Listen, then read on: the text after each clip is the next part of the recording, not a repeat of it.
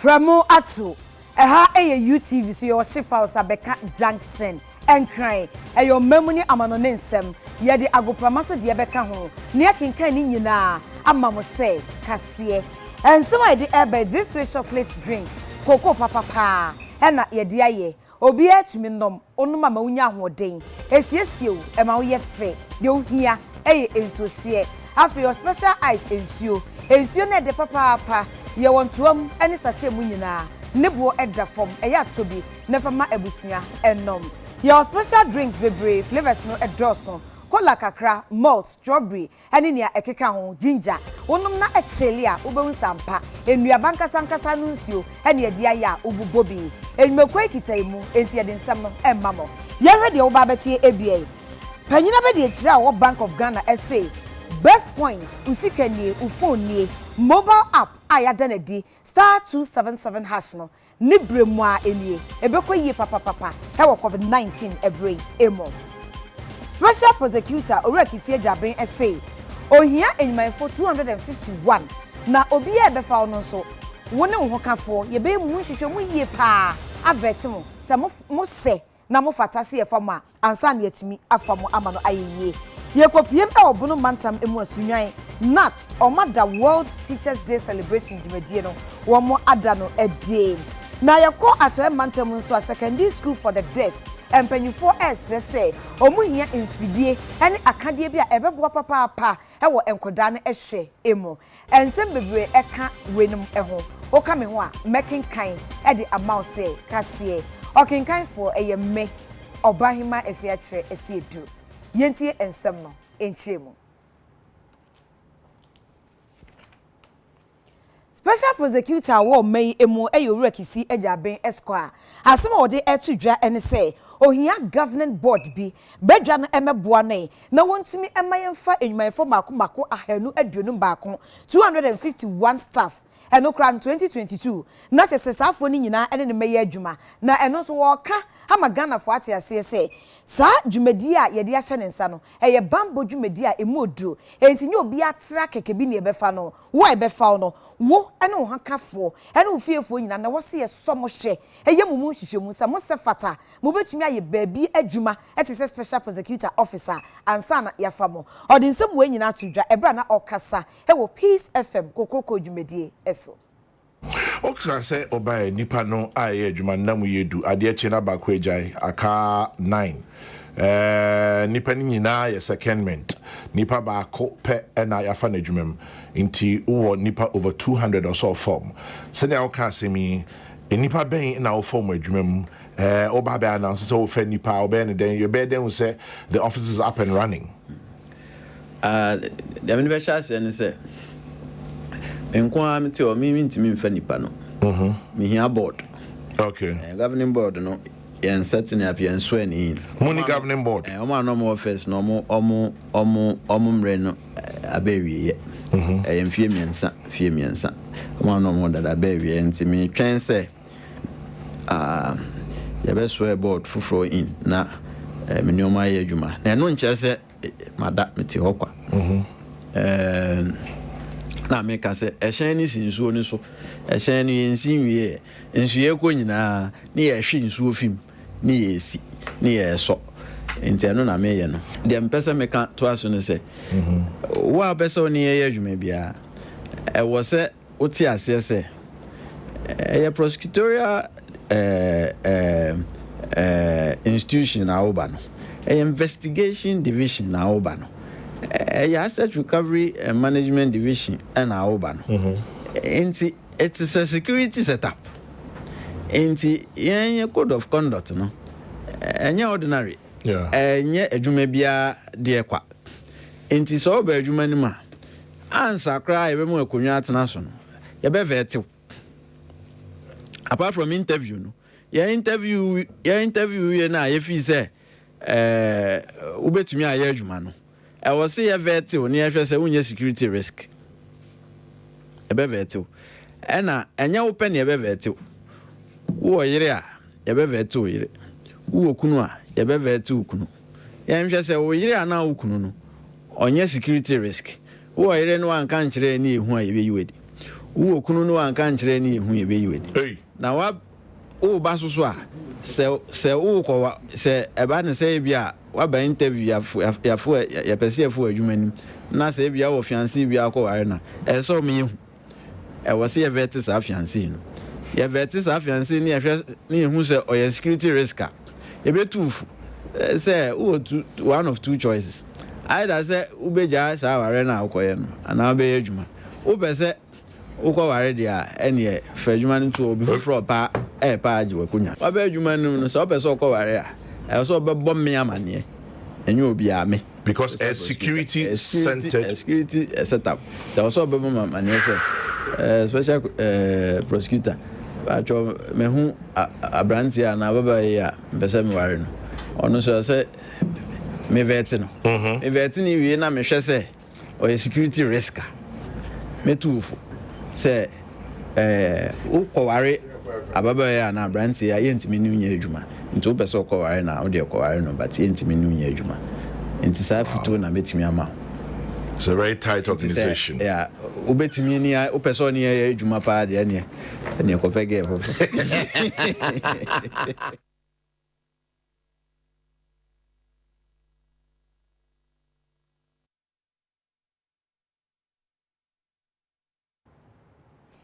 Yebetua ensem no eso yebekọ ya mane before McBaron enchen he wo Buduburam camp ebra ababeto dwese empanyufo ani abrewahye se obia entumfiri o esanse omu bedwuo nyina egu no mama ensiesi akoso yenya ntie se ebi mu se da enya dia wo mo ebekọ Mark mahai so baby awugina na hot sensesi a yo me da se bebe si ano yo St. Gregory Catholic Hospital wo Buduburam camp and eba ha say ha ya manyamanya ye say ya residents do na poor bufie obebe gina gina no na so me say aya aban am 2 months aban am 2 months and na 2 months no so say omunyina betu afi Buduburam camp ya established in 1990 Liberia camp for Liberia refugees no this is 31 years ago omukreati camp here and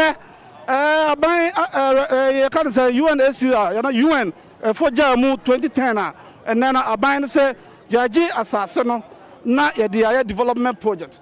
Now, so we share a Hasaya, a year Asama, as a Tuamo Pusa, residents of Moana Pusa, to do the run of Bejakwayon, a Bumusu Yashiba, a Bumusu 2, a Bumusu A2 at the core, a Bumusu Jajina Hasay, a Bumufu, any idea just say, a month for any new. Say ye to mo afi aya Buduburam kam ha say na so aban catch penny ogoma is aya honorable Solomon Kwam aso che say aban che say aha no e be redevelopment say e be say e be say esi ha ye enti say the landmass omote so no asesa mo hwe na motu yam pe yan sambre no openi ba ko ha ono na ni abre pa ye opesa ne yakasa e bi say say openi adentina den na mo kafa CSA tumuno then I will yeah, I'm Brother Gabriel Ishmael Jallo, resident of Buduburam refugee camp.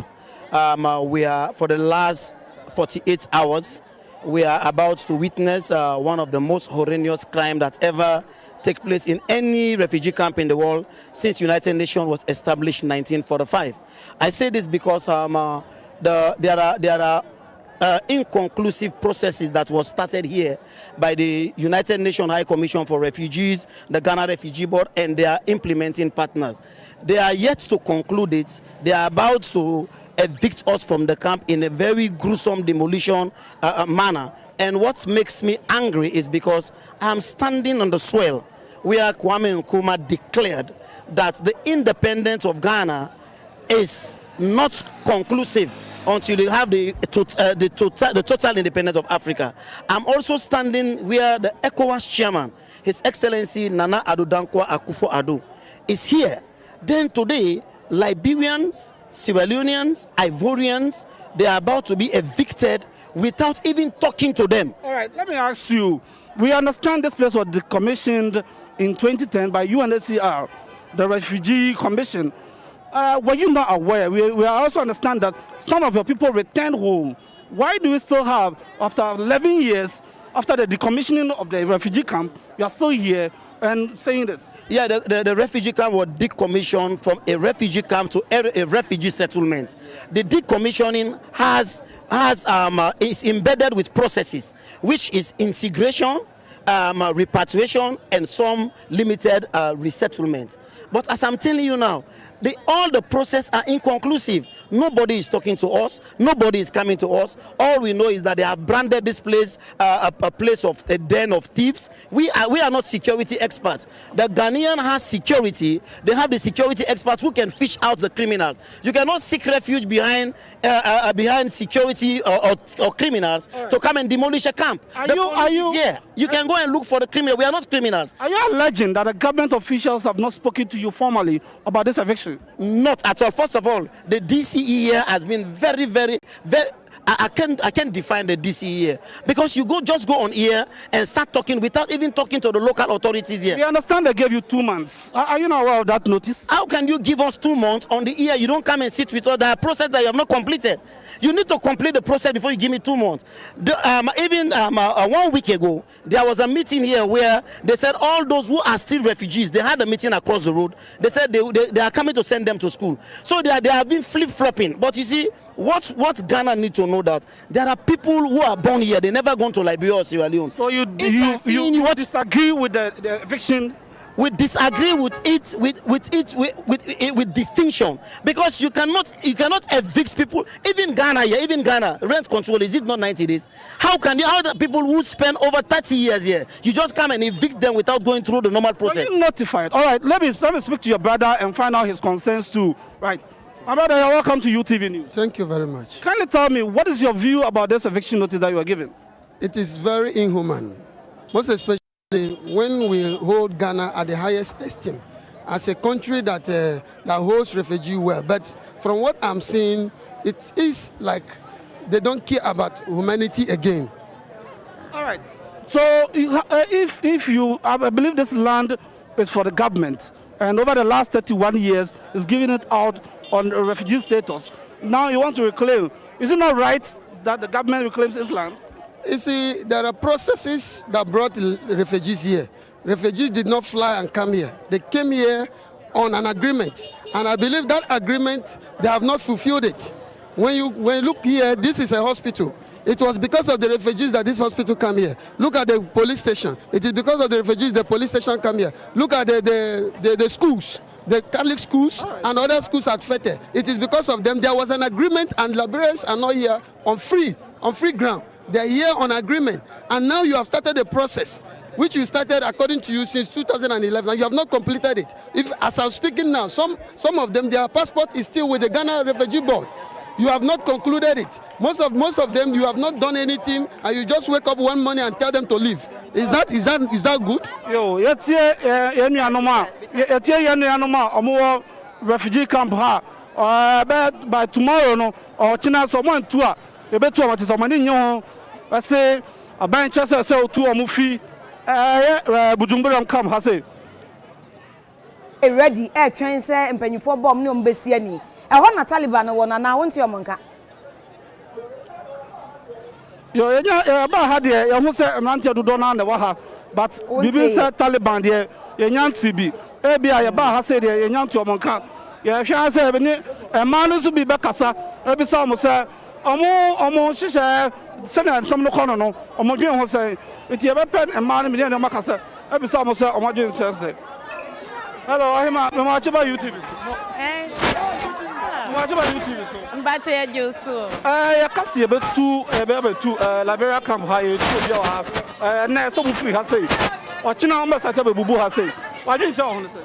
Oh, me patcho me dem adwenkyerɛ only sanka me de pa because ama so wo kasa wo te camp krampa wo ni din pa wo bibie mu nti me de pa se ye bedwiri ha se na mom ye dwiri ha se ye wo se ye nso ayete ha no ye bo abrabo papa na se nyame hwe so na odi sisa ekuro ni din sa na me so madwenkyerɛ oh ma me da se na ozo adwenkyerɛ se me so madwenkyerɛ ni se me de pa se ye mu dwiri ha because abrabo mo bo wa ha no enye ama sesi a ebi aka mema na eni obote ne kura ama ye hu ya brabo na brabo ni nya ye basa ye kunum no omo bura ahape na omo de omo hu pese omo de omo hu ebo omo wa ha no no mo so mo na mo kwan mi so a e ma ye ni pedua na empe esa na ha ye ma na ye ma ina ye basa nte e de pan ye ni age de so what ya na je say ma no bi so na kire o ma dwen fa eviction notice a ye de ma na say ye see o muntu o kina e so mu fi ha na o hwa schools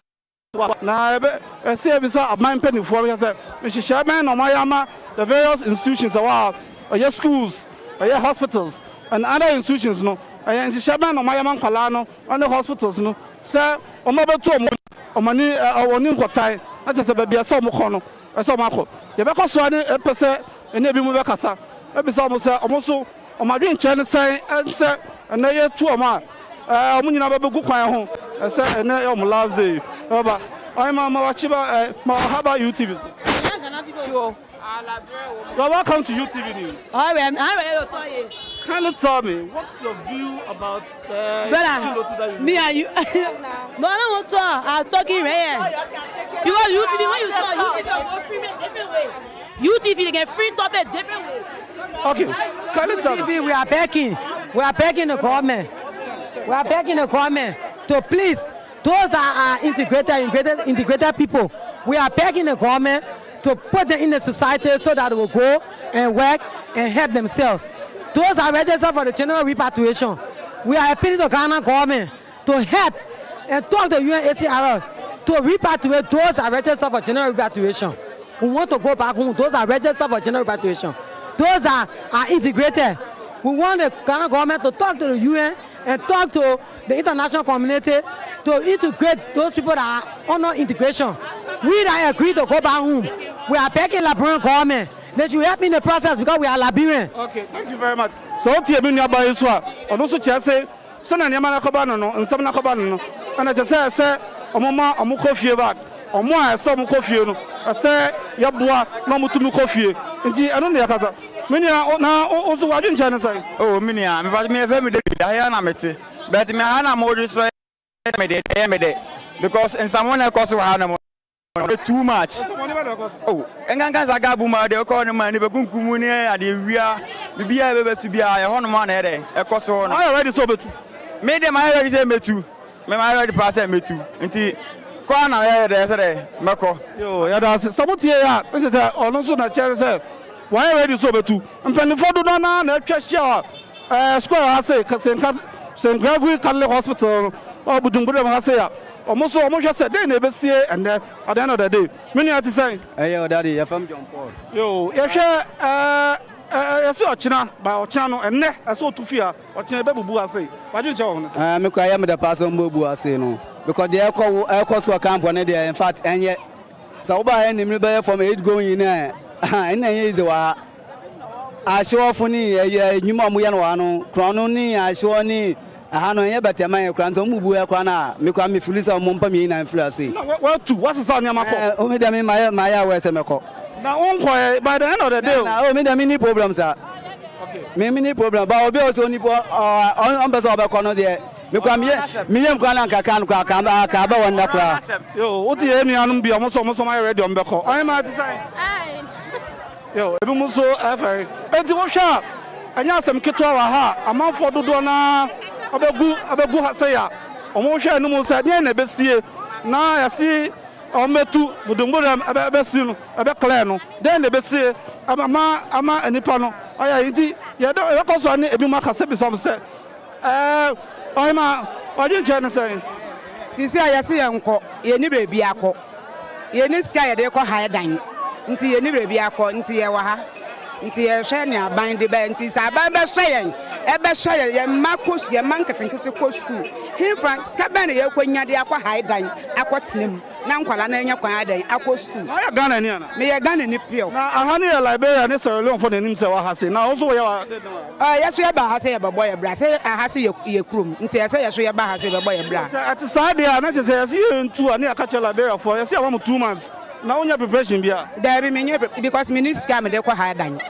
nti me nya preparation bia yo it is what ya na say ensama ye nuanom ma ne mema omo Buduburam camp ha e ka fa etu ya se ye betu omo by today the end of today and I say na enko wie ye no say omo hwe se omobetu Afia na aban say be take over the place from tomorrow 1st October no etimi abaso ye be ko so na ebi makasa na e de be si ha ama UTV ahwefo ne aka chire no e dobra mo e de mase bebre wei eye nua magbaro ne mfonyina ekoso he Buduburam camp eno ne omanfo etwitwi nkoma otwa kakra e de emaye Jacob Kubi mahai camp na efahin ena wugina den na ekoso ho yo titi amene o ka se na e be se busum yi no ya ka abetme na e busu e ka se mpenifo e de to ho se ena de ene twa to mo de begu camp no na bia na nkomo ni e san pa na ye bia ye fro ho mo gap ni mo ho mo area you na nyame enim lokwe ni se ubepie mu e wa ha se ya bia nkomo mu susu se na ga e bia ho mo mom na enei basa be ye gidi beti oba ha sisi a obi ati ho di etete dio auto ne dia ni do auto ni sio dio auto ni bibia eto ni bibia basa e bia emba ha ye ne mo so ko suru ho mo a e bibia labere afo no na oho na e basa ye kakra ewo sisi a me no kade na me no kade bi wo e ye gap ni mo ankasa me ne impinifo ni bi ebe chichi nkomo nia omu susu e fa ho se enienti omo kata ye mo afi ba ko azana omu efi ha open ye protein From Marty, do not from Assembly. Na mu nyina mo wa ase mu ti se omampini ene ne asofo nyina akata mo mamo gusum nyini mu fa entunfi ha ba ene ye be mo da so wa ha edin ti na mo wa ha ndi wa na eni se ye mre na mo de ma ndi ye to mo se ba ye mre ni sha ye sra ban ene na na tanu enkumya MC ye MP se ye nkase ye mfiri ha na omani ye ya man ye hwese ye man be ye tirim se ombebu akura na omude aha e bedi dwumadie bi a ebeboa na nya ye gina so ba akopa ye de stress empayimfo ebitie wa sopamu na ama omama ye mere no kakra ne se edi kan no ye wo schools bibre wa ha the government clusters of schools were vocational schools were there were technical schools were there were other individual private schools more than 70. The see a binumo elka kotre isi ene mre a omode mai emre ni sha se ye pamo ye ama ye furious sia ye mane ye ku school se ni pe ni ha wan be kwa kotre school dan ebe ye bibia ebe aye mpi nti de na ye sere ne se anka ban ne mpanyimfo ede saa ya de sidie ebe kwa dwundwum kakra kopim se bia ombe hu hye bia ombe tima ya fa hu se ye be ye adwuman schoolfo pan be ne ye ombe fa so de wa kana ya se ne mo no umbe ka ya nkofo edomo no ka se aha bia ye jira ye gabo ne ntamboni fonkwa ne wa ha bibia bani bia ye si gabo wo wa ha ya sembe na wo ka fa sa me ka bibia fa ho a ka so police fo anka se bi di adanse se empanyimfo edi anumu wa ha abere bia ogu se obi eye ni paponi ni omo chi no e de ne ma police fo me ka se ya anka se bc ya anka se panyi odi anumu wa ha ama o majeri enkura ma akuma aku 5 but sometimes in the bibiti ebi o ha esi wo big apple inse so mbeka se big apple no na omode Buduburam edin aye child abeshini so na ye wa ha no de ye wo ha se ye peace and abre bia so no empanyimfo no ye peace enema enti a police for na kasa be dia dance ye criminals nia ejadina ye di wa ha ndi gwa ye te se mo so mo ba be ye market na ye de se ejadini ba ye be bo ma ye nyina so no bibia bo so wa mama si acha ne se aboniye fo no free baby e ba ha de mo gwa police for mo chi o okay afi ya martin ko fodo do sen afi ni cheze ya chi bi no du o ha court e ja o mo na emu ni ko ma ko enu aye ka se ti e o ni ba reason ya jeli o mo You better say. And so for my main calcum, you see it in Cocoon or more. Who be my main yard now, see baby, Basabasa ABSC, then an air cost or oh, but the AC Cacao horn is a minko, mekono, and no, and a idea, air cost or our Asia. This year, La Bella for penny for no, by any more Becasate, we are born into Bia and coffee, no money in penny for no air class, Akasa, the bear. Easy, you say, almost a common form of Mufia crap, Omo, and make a cancer, no be fine in Catasem, that is your Corona Bay, so much or more what I see are two, almost their pine and farm for. It's the way they almost to start buying. If you and they are popular, they are almost in cat, don't we do be almost to friend or idea are buying. I'll fire my money at Jumal. Your money before I will try in for you to tossum you know a Buduburam camp. At the MIA Jacob Kubi, Yantua and Semno as so. Now you need money before Alasan Washit, Etchin and Como. Alasan Mahai. Major so about it to say. Yanko Padum now say.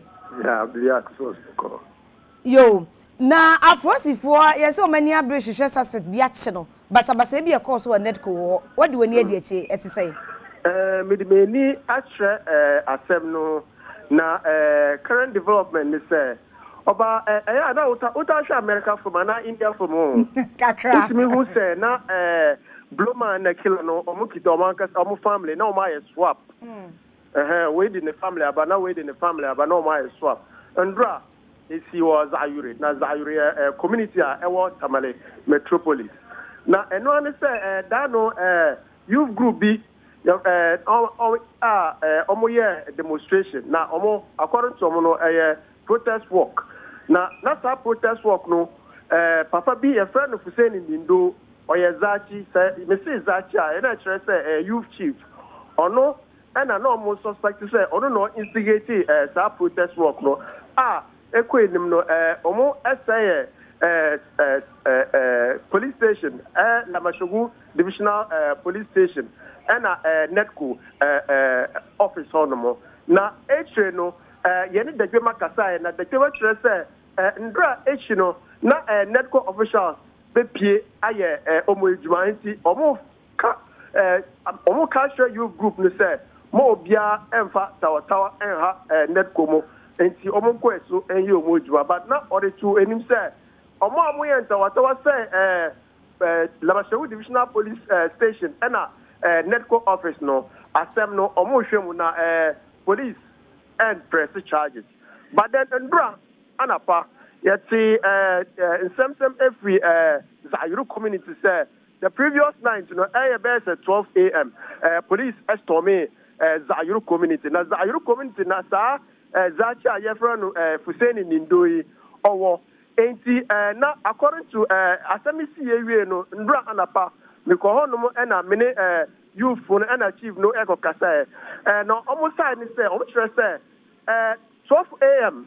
ndra na omuda hono mu say papa bi e the moto na all the moto no or lead the police team na omudu Akyere no omusie ma appointee sa Ndindo efie enti police storm efie no na Ndindo no baby out ne compound house entrance way nim na echi enti police surrounded the whole house no na omubopo no na ne wife okita akwara is 2 months old e wo dem enti omubo dem sa na obie epie na ombisa ne say ne kunu wa no say ne kunu eni ha and one say police catch and say sorry no omunko police station na omu hia ne kunu enti so omu de ne ko police station na ne kunu beba na say ne kunu ba na omu aba na abefie enti omu fa na yere na okita 2 months old baby no and the junior brother and the uncle ADPA na omu ko no not knowing sa papa na only the police team ebe pointy sa Zachi ne fie no you be eti abontin ehu no enti ono de omo amane andane ne moto eno anu se omo aso ne mu pa na so e de no kotena chief ne fie Akyere chief ne fie na police edane mu omo hu se de na only the mo ko Akyere community no oni hobium enti omo sa ye youth and eba community on say omo befa omo informant unfortunately na asemi eko nim na you group omo ehon na epie say omumpene enti ntawantawa si was Zaire community no ma Zaire chief na was Zaire no offer CEO or Kamina Barracks. Because Uba Kamala, Kamina Barracks and Zaire community no direct opposite. And the chief no frere CEO and CEO no the boys Omuba community no between the police and the youth group. And later the actually say Omo not chief no say family now Nindo family now Omo abetino say Omo return no. And sana sa informant na omo custody no omo release no enti hono mo delay better 1 hour and sana police ni etiase omo san call back fa family ni bae and sana omo informant call na before informant no call no mu na ni say omo papa na ni so ama na ni nyina abre later andra ye report ni we better 1 p.m. 2 p.m. and enya another side of the story now. Another side, no, there every police station that say, "Stop saying in Indoi or kidnapping." Stop, papa, ya na ye dream say or your informant because on any key information on WhatsApp group Edema police.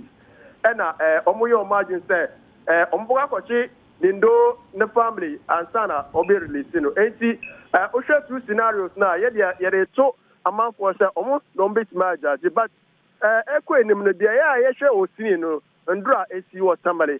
I was a Euro community. I was Kamina Barracks. So. The what is saying? Asumjuaba. I'm a what to din. Ndra later police every community on na Zachu groups nina echo the Kema because no one said the Kema say or like I say police pressing further charges. Ma Ndra police Buduburam community no enti no omo say we omo take no as an affront on the directive of the chief enti omo say omo prepare the police never imagine say ombe attack any community without any reason ombe pie at defend no omo but currently I can say issue no died down Emma regional minister and the chief Gutena the Chama Lamashena and the relevant traditional authorities no so that going forward peace beba because we should see NEPCO officials omontimi MPA mbeye juma na currently I can say areas bi I was any light na omo complain man NEPCO officials omo say omo sure say ombe pia basa community or abeye satellite because omo life is at risk enti say omo nya assurance say so omo pia she NC and sana umbe pie akoye omujuma alasan washi de bema mo ene ejuma awie ya mane bofo a osi enemu ena yete ne nka ode ensem nchemu nyina amaye yentoa ensem no esoe yeni owura adisani o security expert ebe bonkomo ni nyina efa Buduburam camp ya ye hwe kwan se empanyifo beyi omomo nyina afi ho na ne bonefo semeta akoso ho ne ade ano betumi aba fom ekakra na omanfo bi so bisa sese yeyi wo ma na se ye no krese wo mu ne di sa abone na so mo be kan ho ewo mpotem ahoro aye wonyina enti eno so omanfo ye bambo etesei ora disa ni UTV so ni mahai ye ne pacho bibi abokode nyame adom woswe yakofo adom me ho ye pao ye da se ne omre ye da nyame ase opanyin bacho what is say ye ba be yinkofo bebre na efi Buduburam camp na omako obi abekọ bebi a obekọ bia na omanfo bi wo suro bi se na se no krese bebi omote no omo ye criminal activities bebre e wo ha sabe obi ebekọ omo bai omo ba society no mo ekwan ben ye befa so ebehu se ye bambo ho nsem ekoyie you me that say my year very specific about identity na omo ye demolition no Monsieur Sociology, my first degree, University of Ghana. And according to sociologists, there were two major reasons. The latent reason, then the other manifest, the intended, any unintended. Well, everything I said, the intended reason, as Omwa peddle in the media, because of your buying bossem. But may be saying whether there's an economic and a financial developmental issue attached, okay? Because a buying same dear sure say this is the best way to go because to say you are just succeeding in relocating them and a very lame pedestrian way of dealing with the state of insecurity because by displacing them and they be almost see Afia ISIS there existed because you are two from Raqqa any other places was Syria and Iraq. You see you've only succeeded in displacing them but no interest here you've succeeded in defeating them. So on this occasion and so the demolition area we are only succeeded in moving them. So who knows? Maybe area and our area.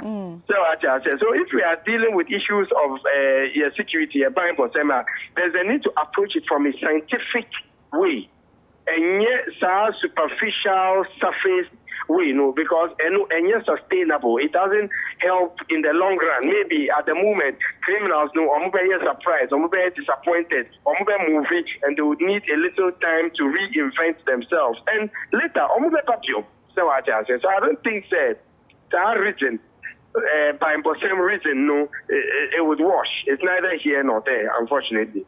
Mebacho what been wo bambon sem emo enti scientific way na wo kananka cheche mu kakra emu bi ni saying see e be ni saying some time ago na me work as me move honum I think 1 month about unim bibi I moved back to town unim denti because of the state of criminality wa honum me move ko to Kaswa na me shada nim area no ye within 1 week there was a break-in on me phone, me phone, your laptops, the PPR or my fire, and I couldn't just stand it. Enter me movie.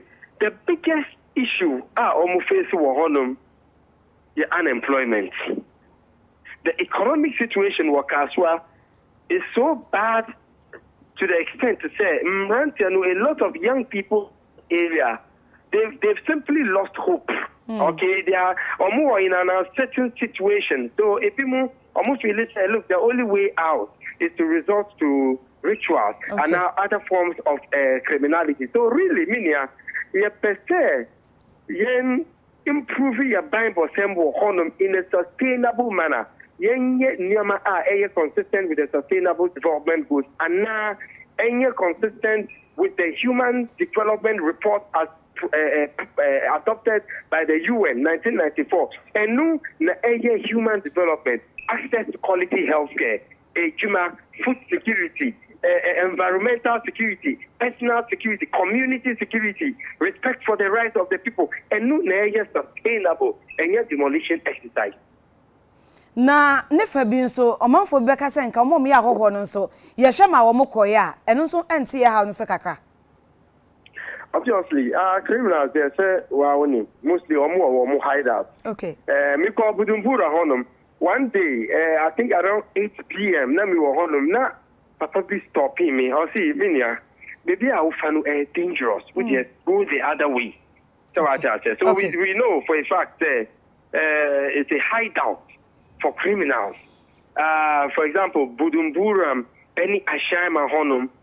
And other parts, Sodom and Gomorrah, honum, they are classical hideouts for criminals. When my own way, if it's criminality there, sometimes and share uniform, they can be in plain sight. We never bet we are a criminal, or bet we are an armed robber. Believe it or not, recently, Omuku armed robber be. That armed robber no, my girlfriend ya me damfo. Girl no on say boy no or see. He's the best guy she has ever dated. In fact, very gentle, respectful, bibia ope or man or see or a clearing agent. No, or an armed robber. So they can hide in plain sight. People we interact with. So rather young, improving intelligence and no never trace. It's not like they are criminals, because our economic and our financial situation and to me more time or Italy gone and our airport. So they are there not by choice, but by prevailing circumstances. So and you be our honum now, you're criminal. Okay. So you're improving intelligence. You bet we have fish out these dangerous elements from honum And these dangerous elements are almost easily gone airport residential any idea because these are criminals were so let's not make it look say and no the only cradle of criminality in Ghana. Woka say ye improve intelligence nanka other school of thought say enka bia be possible say be ma prosifo bia hye mufti ni ati o magum e bia area bia na monenam ba ye sanhwe so asa omododo no so esua ye be ne say. Well, because we share police civilian statistics, because for every police officer, you are about 900 citizens. Uko Kaswa, Accra, Kumasi, Kuforidia, Tamale, any, Tema, and other places. Statistics, the ratio, even is more despicable. One police officer over 2,000 citizens. Meanwhile, the UN standard stipulating one officer to 500 citizens. So we never say police population also and to me will be there all the time. And very critical say IGP apart from opening new police regions because Africa as well new regions to give it some level of importance. But to me that sustain you to me make effective without more recruitment. But apart from that, Bimbo same shared responsibility and yeah Bimbo phone kujuma. Okay, it shouldn't just be the preserve of the men and women in uniform. Meaning you have a role to play. By virtue of interview, we are virtually playing our role. And critical say Bimbo for harness relationship with the civilian population. So at least respect any confidence the womb. So that people, when they have a reason to suspect, because of communities they cooperate with the police and give the police information. Unfortunately, Ghanaians generally say, "Oh, wait there, you'll be fear them, but you fear them. It's not my business." Meanwhile, we say, "Obi, ejaka obi fear. Why fear? A bit me out to fear." So as much as we can, cooperating with law enforcement. If you have any reason to suspect, because of environment, or community, police information, so a bit more. Ora Adib Sani UTV yeda wase ewie yo. Opanyina mne ne bonko mo security expert e ba no bambo mu nsema wa ben. Ono e na obiebie ni makakra eni so e de emaye. Kasi ebo wo hwe e wo UTV so. Ye wo ship house Abeka Junction enkran yenton krai e ba sisia.